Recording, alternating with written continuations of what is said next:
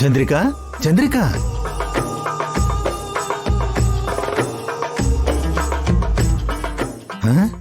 ಏನಿದು ಇಷ್ಟೊಂದು ಯೋಚನೆ ಮಾಡ್ತಿದ್ದಾಳೆ?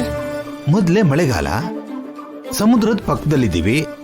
ಸಿನಿಮಾದಲ್ಲಿ ತೋರಿಸೋ ಹಾಗೆ ಯಾವುದೋ ತುಫಾನ್ ಬಂದು ಸಮುದ್ರದಲ್ಲಿ ಬೆರ್ತೋಗ್ತೀವ ಏನೋ? ಚಂದ್ರಿಕಾ, ಕೇಳಿಸ್ತಿದೆ. ನಾನು ಯೋಚನೆ ಮಾಡಿದ್ರೆ ತೂಫಾನ್ ಬರುತ್ತಾ? ಅಂದ್ರೆ ನೀನು ತುಂಬಾ ಆಳವಾಗಿ ಯೋಚನೆ ಮಾಡ್ತಿರೋದಿಕ್ಕೆ.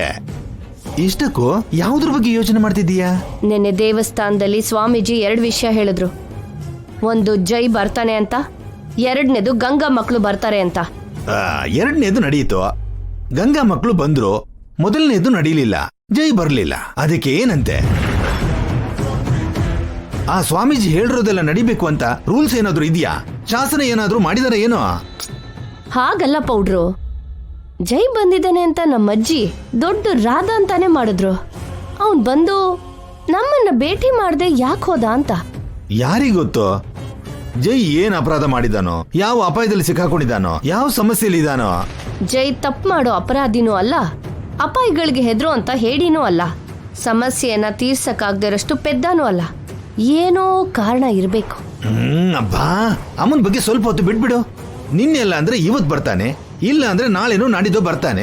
ಅದಕ್ಕಿಂತ ಮುಂಚೆ ನಮಗ್ ಬಂದಿರೋ ಅಪಾಯದ ಬಗ್ಗೆ ಯೋಚನೆ ಮಾಡು. ನಮ್ಗೇನ್ರಿ ಅಪಾಯ? ಏನೋ ಅದನ್ ಕೂಡ ಮರ್ತೋದ್ಯಾ? ಬೆಳಿಗ್ಗೆನೆ ಮಕ್ಳಿರೋ ಮನೆಗೆ ಹೋಗ್ಬೇಕು ಅಂತ ರಾತ್ರಿ ನಿತ್ಯ ಹೇಳಿದ್ರಲ್ವಾ? ಹೌದಲ್ವಾ? ಜೈ ಟೆನ್ಷನ್ ಅಲ್ಲಿ ಅವಳ ವಿಷಯನೇ ಮರ್ತೋದೆ. ಇವಾಗ ಏನ್ರಿ ಮಾಡೋದು? ನನಗ್ ಒಂದೇ ದಾರಿ ಕಾಣಿಸ್ತಿದೆ, ಅದು ಬೆಂಗಳೂರಿಗೆ ಹೋಗೋ ದಾರಿ. ಬಾ, ಏನ್ರಿ ಮಾತಾಡ್ತಿದ್ದೀರಾ? ಬಾ, ಏನ್ ಮಾಡುವಂತೀಯ ಮತ್ತೆ? ನಿತ್ಯಗೆ ಗೊತ್ತಾಗ್ದಾಗೆ ಗಂಗಾನ ಬಚ್ಚಿಡಕ್ಕಾಗಲ್ಲ. ಗಂಗಾನ ನೋಡ್ತಿದ್ದ ಹಾಗೇನೆ ನಿತ್ಯ ನಮ್ಮನ್ನ ಸಾಯಿಸ್ಬಿಡ್ತಾಳೆ. ಈ ಗಲಾಟೆನೆ ಬೇಡ ಅಂತ ನಾವು ಸಿಟಿಗೆ ಹೋಗ್ಬಿಟ್ರೆ ಅವಳು ಫೋನ್ ಮಾಡ್ತಾಳೆ. ಫೋನ್ ಸ್ವಿಚ್ ಆಫ್ ಮಾಡೋಣ. ಹುಡ್ಕೊಂಡು ಹಿಂದೆನೆ ಬರ್ತಾಳೆ. ನಿಮ್ ಜುಟ್ಟು ನನ್ ಜುಟ್ಟು ಹಿಡ್ಕೊಂಡು ವಾಪಸ್ ಕರ್ಕೊಂಡ್ ಬರ್ತಾಳೆ. ಅದು ಬೇಕಾ ನಿಮ್ಗೆ? ಮತ್ತೆ ಗಂಗಾನ ತೋರಿಸ್ಬಿಡೋಣ ಚಂದ್ರಿಕಾ.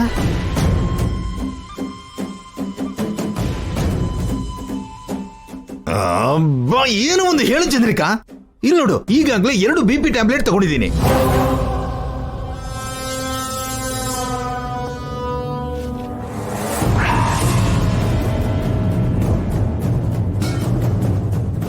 ನೋಡು, ನಿತ್ಯ ಬರ್ತಿದ್ದಾಳೆ. 3ನೇ ಟ್ಯಾಬ್ಲೆಟ್ ಕೂಡ ತಗೋಬೇಕು.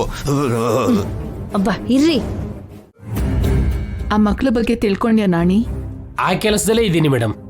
ಬೇಗ ತಿಳ್ಕೊ ನಾಣಿ. ಅವ್ರು ಈ ಊರಿಗೆ ಯಾಕೆ ಬರ್ತಾ ಇದ್ದಾರೋ, ಪ್ರತಿ ಸಲ ನಮಗೆ ಯಾಕೆ ಎದುರಾಗ್ತಾ ಇದ್ದಾರೋ ತಿಳ್ಕೊಳ್ಬೇಕು ಅಂತ ತುಂಬಾ ಆತುರದಿಂದ ಕಾಯ್ತಾ ಇದ್ದೀನಿ. ಹೌದು ಮೇಡಮ್, ಅವ್ರಿಗೂ ನಮಗೂ ಏನೋ ಸಂಬಂಧ ಇರುತ್ತೆ. ಇಲ್ಲ ಅಂದ್ರೆ ಅವರು ನಮ್ಮನೆಗೆ ಬಾಡಿಗೆ ಬರೋದು ಅಂದ್ರೇನು, ಜೈ ಸರ್ಗೆ ಹತ್ರ ಆಗೋದು ಅಂದ್ರೇನು? ನಿಜ ನಾಣಿ, ನನಗೂ ಹಾಗೆ ಅನಿಸ್ತಾ ಇದೆ. ಇನ್ಫ್ಯಾಕ್ಟ್ ನಾನು ಗಂಗಾ ನಿತ್ಯ ಬಗ್ಗೆ ಎಷ್ಟು ಯೋಚನೆ ಮಾಡ್ತೀನೋ, ಅಭಿ ದಿವ್ಯಾ ಬಗ್ಗೆ ಕೂಡ ಅಷ್ಟೇ ಯೋಚನೆ ಮಾಡ್ತಾ ಇದ್ದೀನಿ. ಹೇಳಿದ್ರೆ ನನ್ನ ನಂಬಲ್ಲ, ನನ್ನ ಹುಚ್ಚಿ ಅಂತ ಅನ್ಕೊಳ್ತೀಯೇನೋ. ಗಂಗಾ ಬದುಕೆ ಇದ್ದಾಳೆ ಅಂತ ನನ್ಗನಿಸ್ತಾ ಇದೆ ಗೊತ್ತಾ. ಅವಳು ಎಲ್ಲೋ ಜೀವಂತವಾಗಿದ್ದಾಳೆ ಅಂತ ನನ್ನ ಮನಸ್ಸು ಹೇಳ್ತಾ ಇದೆ. ಅದು ಸಹಜ ಮೇಡಮ್. ನಿಮ್ದು ತಾಯಿ ಹೃದಯ ಹೆತ್ತ ಮಗಳಿಗೋಸ್ಕರ ಅಂಬಲಿಸ್ತಿದೆ. 7 ವರ್ಷಗಳಿಂದ ನನಗೆ ಫೀಲಿಂಗೇ ಇರ್ಲಿಲ್ಲ ನಾಣಿ. ಗಂಗಾ ದೂರ ಆಗಿದ್ದಾಳೆ ಅಂತಾನೆ ಅನ್ಕೊಂಡಿದ್ದೆ. ಇತ್ತೀಚೆಗೆ ಯಾಕೋ ಹಾಗೆ ಅನಿಸ್ತಿದೆ. ಅದು ಕೂಡ ಆ ಮಕ್ಕಳನ್ನ ನಾನು ನೋಡ್ದಾಗಿಂದ ಮಾತ್ರ. ನಾಣಿ, ನೀನು ಆ ಮಕ್ಕಳ ಅಮ್ಮನ್ನ ನೋಡಿದ್ಯಾ, ಮಾತಾಡಿದ್ಯಾ? ಜಾನಕಿ ಅವ್ರನ್ನ ಮೇಡಮ್ ನೋಡಿಲ್ಲ. ಮೀನಾಕ್ಷಿ ಯಾವಾಗಲೂ ಅವ್ರ ಜೊತೆ ಮಾತಾಡ್ತಿದ್ಲು. ಹೌದಾ? ಆ ಮಕ್ಕಳ ಜೊತೆಗೆ ಅವ್ರ ಅಮ್ಮನ್ ಕೂಡ ನೋಡ್ಬೇಕು ಅನಿಸ್ತಿದೆ ನಾಣಿ. ಅಷ್ಟು ಒಳ್ಳೆ ಮಕ್ಕಳನ್ನ ಹೆತ್ತಿರೋ ಆ ತಾಯಿನ ನೋಡ್ಬೇಕು ಅನಿಸ್ತಿದೆ. ಖಂಡಿತ ಮೇಡಮ್. ಮಕ್ಕಳ ಅಡ್ರೆಸ್ ಗೊತ್ತಾದ್ರೆ ಜಾನಕಿ ದೇವಿ ಅವರ ನಾವು ನೋಡಬಹುದು. ಇದು ಹಳ್ಳಿನೇ ಅಲ್ವಾ ನಾಣಿ? ಅಡ್ರೆಸ್ ನಮಗೆ ಈಸಿಯಾಗಿ ಸಿಕ್ಬಿಡುತ್ತೆ, ಹುಡ್ಕೋದಕ್ಕೆ ಜಾಸ್ತಿ ಟೈಮ್ ಹಿಡಿಯಲ್ಲ. ಖಂಡಿತ ಮೇಡಮ್, ನಾನು ಈಗಲೇ ಅವ್ರನ್ನ ಹುಡ್ಕೋ ಕೆಲಸ ಮಾಡ್ತೀನಿ. ಈಗಲೇ ಹೋಗ್ತೀನಿ. 1 ನಿಮಿಷ ನಾಣಿ. ನನಗೆ ಈ ಊರಲ್ಲಿ ಇನ್ನೊಂದು ಮನೆ ಕೂಡ ನೋಡ್ಬೇಕು ಅನಿಸ್ತಿದೆ. ಯಾರ ಮನೆ ಮೇಡಮ್? ತುಳಸಿ ಮನೆ.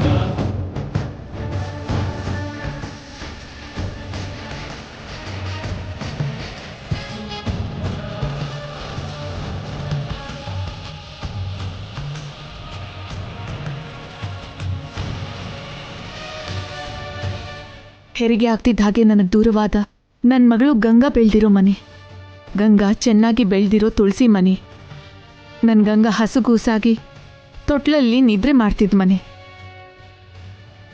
ಪುಟ್ಟ ಪುಟ್ಟ ಹೆಜ್ಜೆಯನ್ನ ಕಲಿತಾ ಆಟ ಪಾಠಗಳಿಂದ ಓಡಾಡಿದ ಮನೆ. ಆ ಮನೆನ ನನಗೆ ನೋಡ್ಬೇಕು ಅನ್ನಿಸ್ತಿದೆ ನಾಣಿ. ಆ ಮನೆಯಲ್ಲಿ ಗಂಗಾ ಮುಗ್ಧತೆನ ಹುಡುಕ್ಬೇಕು ಅಂತ ಅನ್ನಿಸ್ತಿದೆ. ನನ್ನ ಗಂಗಾ ಬಾಲ್ಯನ ನೋಡಿರೋ ಆ ಮನೆ ಗೋಡೆಗಳನ್ನು ಮುಟ್ಟಬೇಕು ಅನ್ನಿಸ್ತಿದೆ. ನಿನ್ಗೆ ಆ ಮನೆ ಎಲ್ಲಿದೆ ಅಂತ ಗೊತ್ತಾ ನಾಣಿ? ಗೊತ್ತು ಮೇಡಮ್, ಒಂದ್ಸಾರಿ ಜೈ ಸರ್ ನಾನು ಹೋಗಿದ್ವಿ. ನನ್ನ ಅಲ್ಲಿಗೆ ಕರ್ಕೊಂಡು ಹೋಗ್ತೀಯಾ? ಖಂಡಿತ ಮೇಡಮ್. ಆ ಮನೆಗೆ ಹೋಗೋಕ್ ಮುಂಚೆ ಜೈ ಸರ್ ಕೂಡ ನಿಮ್ಮಾಗೆ ಫೀಲ್ ಆಗಿದ್ರು ಮೇಡಮ್.